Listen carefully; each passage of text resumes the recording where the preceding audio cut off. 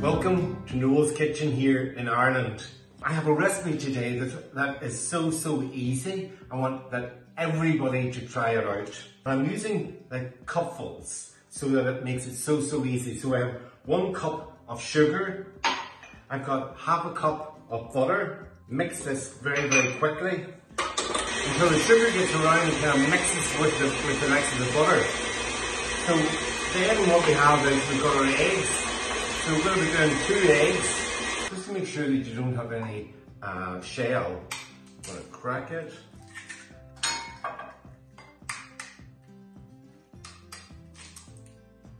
Mix it again.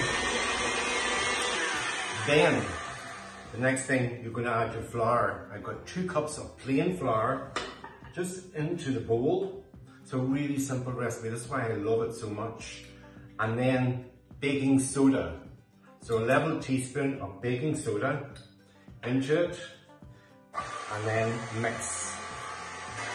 And then you get your bananas, 2 large bananas. Just pop them in. It doesn't take much skill to actually do this. That's why I love. You just mainly put everything nearly all into it.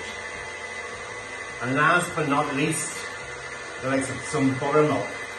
So roughly about 2 to 3 tablespoons of buttermilk.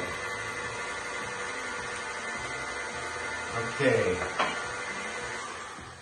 And then just scrape around the outside to make sure that it's well mixed.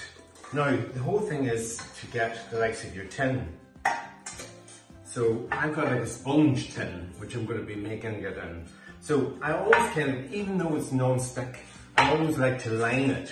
So it's how do you get it to really line it rather than having to butter all of the inside of the likes of the dish. So I've got the likes of paper, greaseproof paper.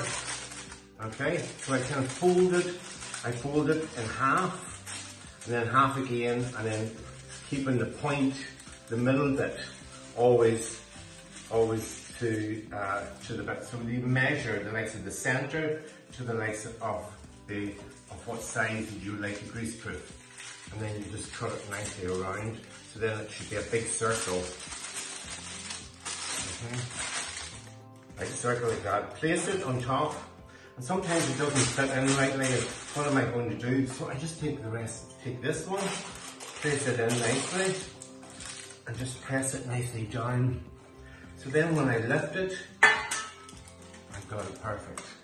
Okay, so it's perfectly set in. So take my mixture, scrape it all around, and just pour it nicely in.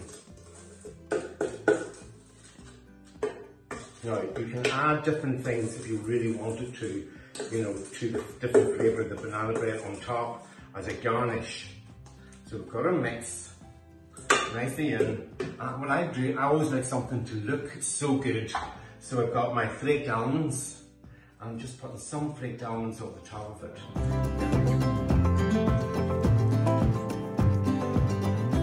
For me, this is the most exciting part. Now taking the banana bread out of the oven, and smells delicious.